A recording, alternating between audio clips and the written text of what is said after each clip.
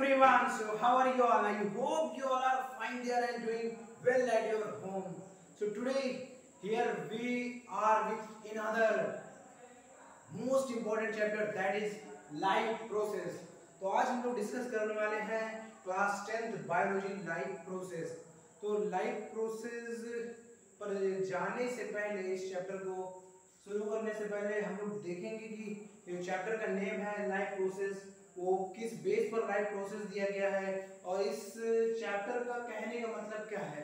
ठीक है, तो हम लोग ले लेते हैं मार्कर और शुरू करते हैं अपनी चर्चा। तो चर्चा हम लोग शुरू करते हैं। लाइफ प्रोसेस ही नाम क्यों दिया गया है इस चैप्टर को? क्योंकि जो लाइफ है, लाइफ इज इसेंशियल है ना, सभी को जीवन अपना बहुत महत्वपूर्ण है। और इस चैप्टर में जितने भी प्रोसेसेस की बात की गई है वो हमारे लाइफ के लिए बहुत ही इंपॉर्टेंट है। Without them we are not able to alive, उनके बिना हम जी नहीं सकते हैं।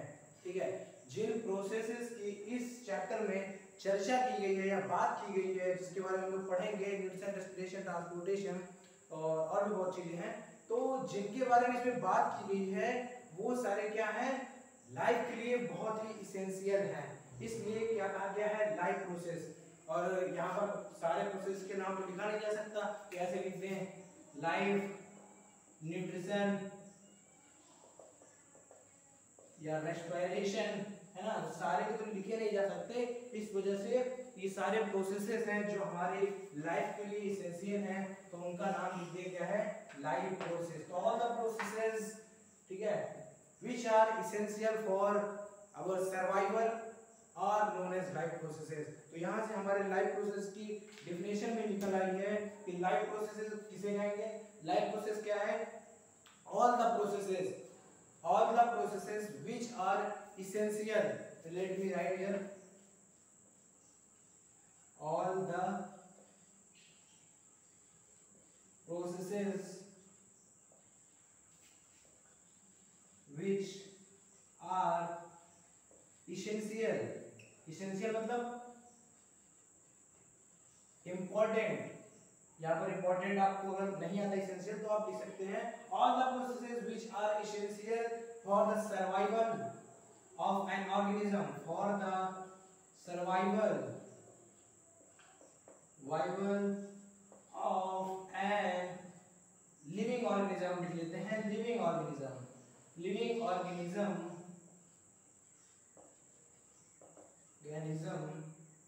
are known as life process।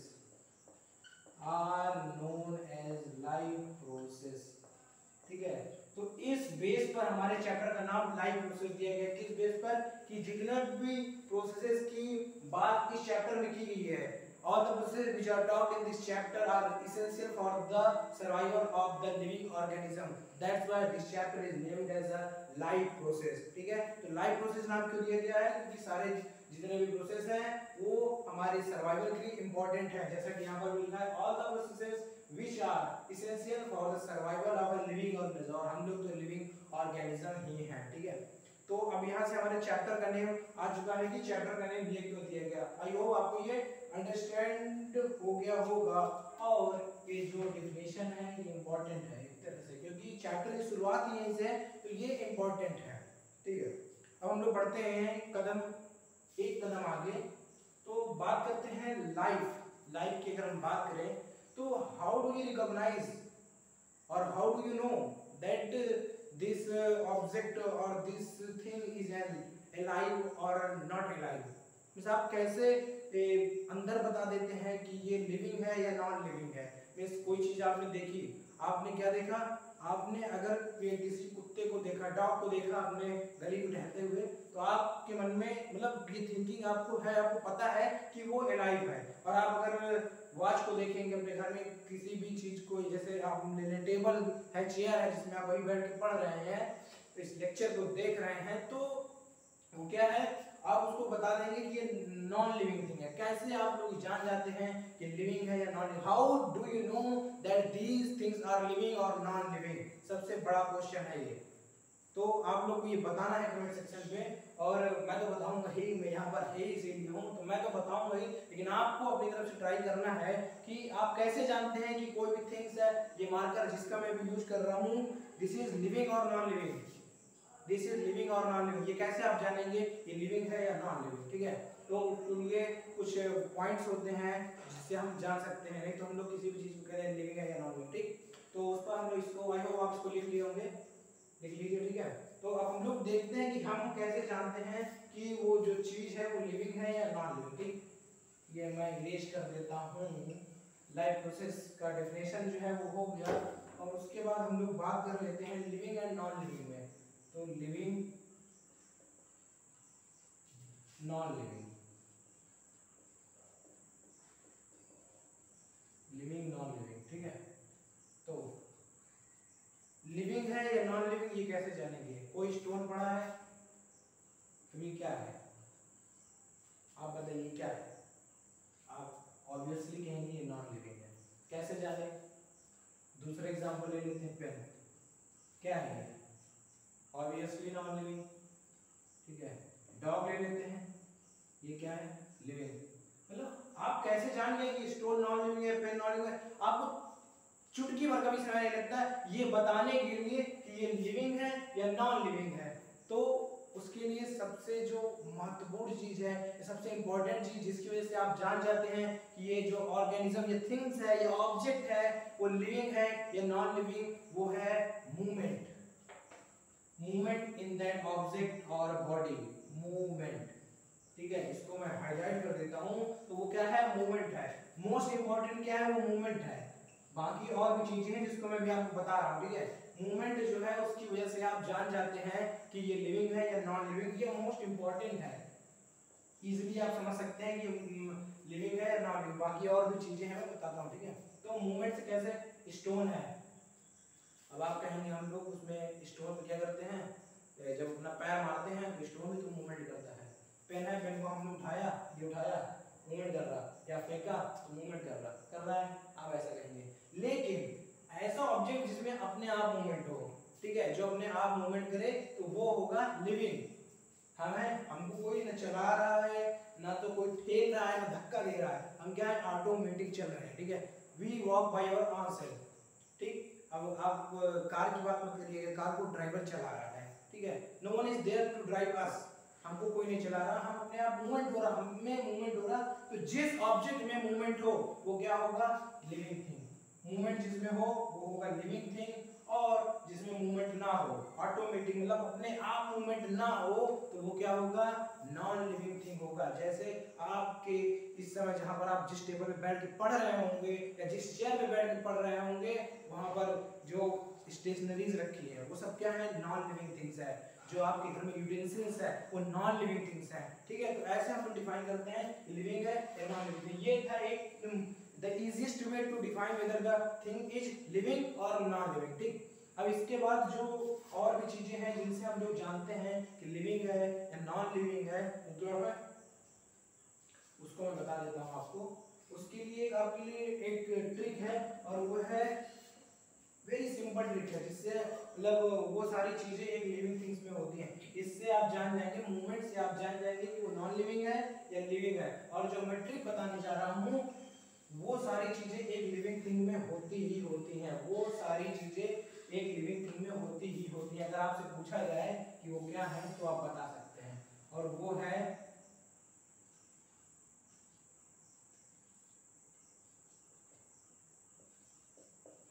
कुछ आपको लग नहीं रहा क्या लिखा है? क्या है? मिसेस बी, ठीक है। बी नहीं होगा, यहाँ पे ग्रीन होगा। 1 मिनट, GREN, तो मिसेस ग्रेन, मिसेस ग्रेन, ये क्या है?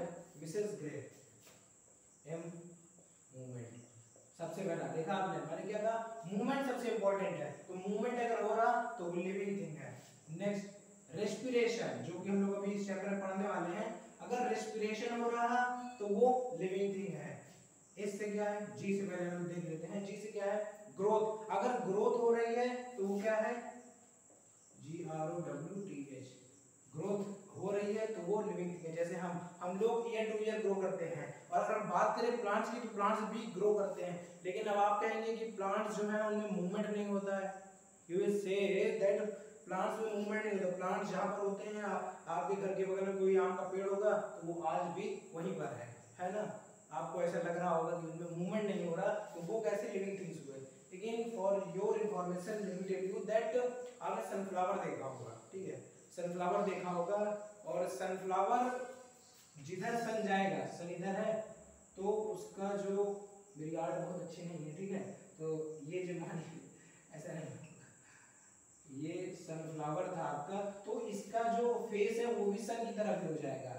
अगर सन इधर गया तो ये इधर हो जाएगा, मतलब जिधर जिधर वो जाएगा उधर उधर वो जाएगा। इसका मतलब सनफ्लावर में भी मूवमेंट हो रहा है।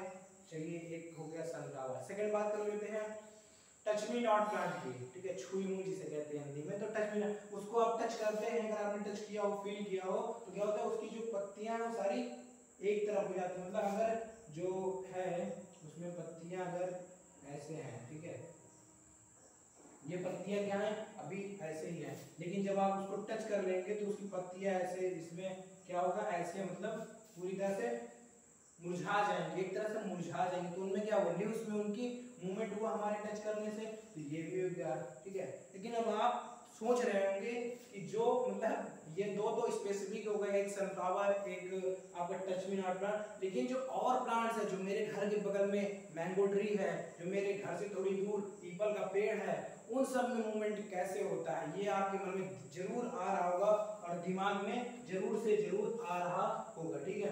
तो वो क्या है कि जो ट्रीज होते हैं उनमें मूवमेंट, ऐसा मूवमेंट नहीं माना जाता जैसे हम लोग चल रहे हैं तो ये हमारे लिए मूवमेंट है, ठीक है। लेकिन उनमें मूवमेंट कैसे माना जाता है, उनकी जो ऊपर की मूवमेंट है, मूवमेंट मतलब उनमें जो मूवमेंट होती है वो ऐसे होती है, the rising of the new leaves, अगर नई पत्तियां निकल रही हैं, ठीक है, उसमें नई पत्तियां निकल रही हैं, नई ब्रांच निकल रही है, ठीक है, नई ब्रांच निकल रही है, नए नए फल लग रहे हैं, आपने आज आम तोड़ा तक फिर नया उसमें आ गया, तो ये क्या है, मूवमेंट। हमारे में मूवमेंट कैसे होता है, चलने में, लेकिन उनमें मूवमेंट कैसे है कि नए नए जो पार्ट्स आ रहे हैं वो उनका मूवमेंट माना जाता है, क्योंकि वो मिट्टी पे गड़े हुए हैं और एक जगह से दूसरी जगह पर चल नहीं सकते हैं, ठीक है। तो उनमें मूवमेंट कैसे माना जाता है, आना जाना, ठीक, सॉरी आना जाने का, मतलब उनका नए पार्ट्स का उगना, या पेड़ में पत्तियां हो रही हैं, ब्रांचेस हो रही हैं, फल लग रहे हैं, ठीक है, तो ये क्या हो गया, ये प्लांट्स का मूवमेंट हो गया। तो इस तरह से प्लांट भी लिविंग थिंग्स में आ जाते हैं, ठीक। तो सबसे पहला हमारा हो गया मूवमेंट, नेक्स्ट हो गया रेस्पिरेशन, फिर ये ग्रोथ, अभी मैं ये बताऊंगा इस, ठीक है। उसके बाद यहाँ पर हो गया रिप्रोडक्शन, रिप्रोडक्शन, प्लांट्स में भी रिप्रोडक्शन होता है, ठीक है, आपने पढ़ा होगा, क्लास 8 वगैरह में है, आपने पढ़ा होगा, बहुत तरीके से होता है, ठीक है, तो आपको समझ में आ गया होगा। उसके बाद ये क्या है, और ये क्या है, ये है एक्सक्रेशन, ये भी आपने पढ़ा होगा। एक्सक्रेशन क्या होता है, throwing out of the waste material, और एन क्या है, ये है न्यूट्रिशन, ठीक है, ये क्या है, न्यूट्रिशन। तो ये इतनी चीजें हैं जो हमको बता देंगी कि ये चीज लिविंग है या नॉन लिविंग है। और अगर आ जाए कि what are the things that define that this thing is a living, तो आप ये सब चीजें लिख सकते हैं with this trick Mrs Gren. और मोस्ट इंपॉर्टेंट मूवमेंट है, अगर मूवमेंट हो रही है तो लिविंग है।